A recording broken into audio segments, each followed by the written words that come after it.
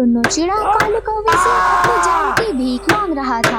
मालिक मालिक मुझे माफ कर दो, मुझे छोड़ दो मालिक, मुझे माफ कर दो मालिक। परंतु वह दुष्ट कालू कौवा वह अपने साथियों से कहता है, मार मार कर इसकी सारी हेकड़ी निकाल दो। आया बड़ा मेरी बराबरी करना चाहता है, मेरी ठाकुर कालू कौवे की बराबरी करना चाहता है। 2 कौड़ी का दिहाड़ी मजदूरी करने वाला छोटा सा चिड़ा ठाकुर कालू कौवे की बराबरी करेगा। 2 कौड़ी के मजदूर मारो, इसे जब तक मारो जब तक ये मर ना जाए। ठाकुर कालू कौवे के कहने पर उसके साथियों ने उसे बहुत ज्यादा मारा। पिट पिट कर बेचारा टुन्नू चिड़ा बेहोश हो जाता है। मालिक मालिक ये तो बेहोश हो गया। अरे बेहोश हो गया तो मैं क्या करूं? जाकर पास वाली नदी के किनारे इसे ठिकाने लगा दो। आया बड़ा मेरी बराबरी करने वाला। कालू के साथी उसे नदी में फेंक कर आ जाते हैं। जंगल में ठंडी ठंडी हवाएं चल रही थी, बर्फ गिर रही थी।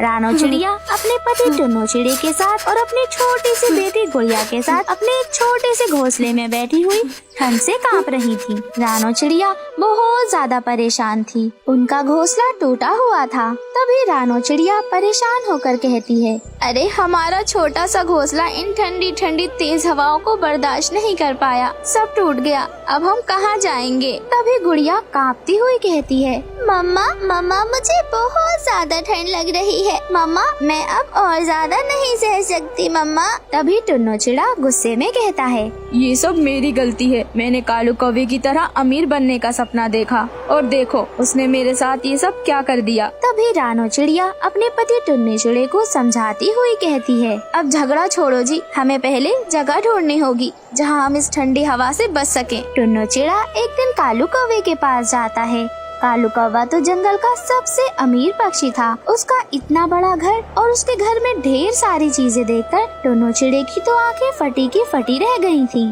तभी टुन्नू चिड़ा कालू से कहता है, अरे कालू भाई, तुम्हारा घर तो बिल्कुल महल जैसा है, तुम्हारे पास इतनी सारी दौलत कैसे आई कालू भाई। कालू कौवा भी पूरे घमंड के साथ उसे बताता है, मेहनत और चालाकी से, और कहाँ से आएगी मेरे पास ये दौलत। मैं दूसरों पक्षियों की मूर्खता का फायदा उठाता हूँ और ऐसे ही फायदा उठाकर मैंने ये सब कुछ हासिल किया है। तभी टुन्नू चिड़ा झिझकते हुए कहता है, कालू भाई, क्या मैं भी तुम्हारी तरह अमीर बन सकता हूँ। कालू कौवा उसका मजाक उड़ाता है और हंसते हुए कहता है, अमीर और तुम अरे तुम जैसे छोटे से चिड़े से क्या होगा, तुम जैसे छोटे चिड़ों में ज्यादा दिमाग नहीं होता। आया बड़ा छोटा चिड़ा मेरी तरह अमीर बनेगा।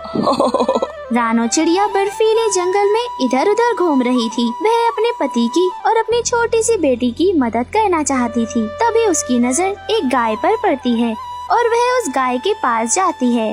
रानो चिड़िया गाय के पास जाकर उस गाय से कहती है, गाय माता, कृपया आप हमारी मदद करें, हमारे घर पर बर्फ गिर गई है जिसकी वजह से हमारा घोंसला टूट गया। कृपया आप हमारी मदद कर दें, वरना हम ठंड से मर जाएंगे। तभी गाय माता मुस्कुराती हुई कहती है, बेटी तुम चिंता मत करो, मैं तुम्हारी मदद जरूर करूंगी।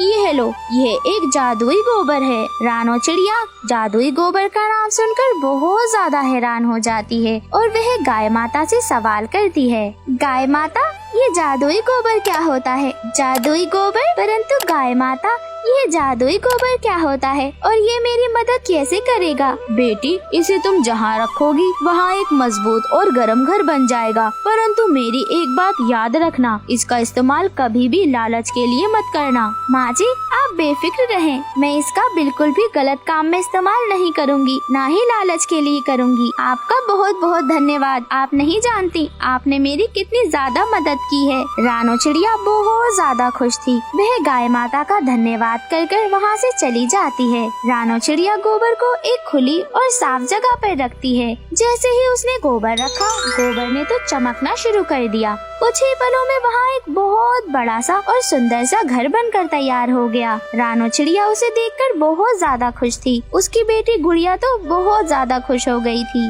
मम्मा मम्मा देखो, ये घर कितना ज्यादा बड़ा और सुंदर है। मम्मा जी, ये घर तो मुझे बहुत गर्म लग रहा है। मम्मा, अब हमें ठंड नहीं लगेगी, अब हम भी ठंड में सुरक्षित रहेंगे मम्मा। तभी टुन्नू चिड़ा शर्मिंदा होकर कहता है, रानो, मुझे माफ कर दो, मैंने कालू कौवे की तरह अमीर अमीर बनने की कोशिश की, मैंने तुम्हें तकलीफ दी। हमारा घर ही हमारी असली दौलत है, परंतु मैं इस बात को समझ नहीं सका। मुझे माफ कर दो रानो, परंतु अब मैं अच्छे से समझ गया हूँ। तभी रानो चिड़िया मुस्कुराते हुए कहती है, टुन्नू जी, सच्चाई और मेहनत से बड़ा कोई धन नहीं होता, हमें उसी पर विश्वास करना चाहिए। जैसे ही कालू कौवे को इस बात का पता चलता है कि रानो चिड़िया और टुन्नू चिड़िया ने एक नया घर बना लिया है, तभी वह गुस्से से लाल पीला हो जाता है।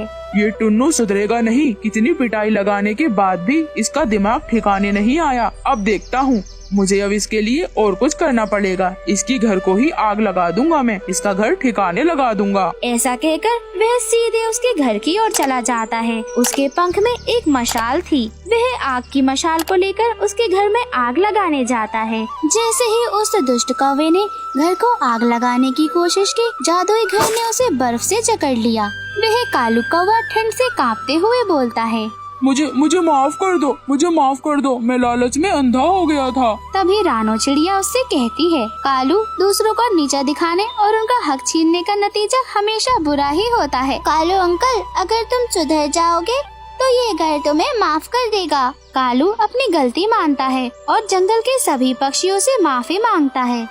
रानो चिड़िया अपने पूरे परिवार के साथ अपने नए घर में खुशी खुशी रहने लगती है। जंगल के सभी पक्षियों ने उससे प्रेरणा ली कि मेहनत और सच्चाई से बढ़कर कुछ भी नहीं होता। दोस्तों, ये कहानी हमें ये सिखाती है कि मेहनत और सच्चाई से हमेशा जीत होती है और लालच बुरी बला है।